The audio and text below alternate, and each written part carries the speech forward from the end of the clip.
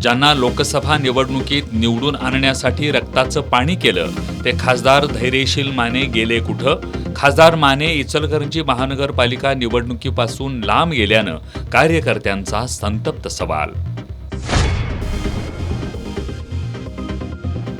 महायुती सरकारनं छत्रपती राजाराम महाराज सारथी शिष्यवृत्ती योजना बंद केल्यामुळं विद्यार्थी आणि पालकांचा संताप. आज NMMS परीक्षा देण्यासाठी आलेल्या विद्यार्थ्यांच्या पालकांनी ही योजना पुन्हा सुरू करण्याची केली मागणी.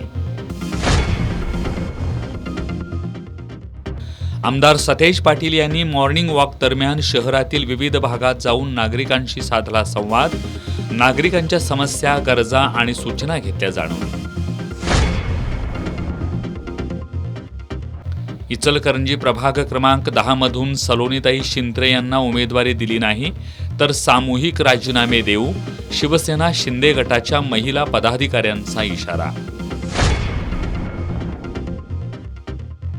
आणि आशियाई पॅरा गेम्समध्ये साईवर्धन पाटील आणि विश्व तांबे यांची सुवर्ण कामगिरी. कोल्हापूरकरांनी केलं जल्लोषी स्वागत.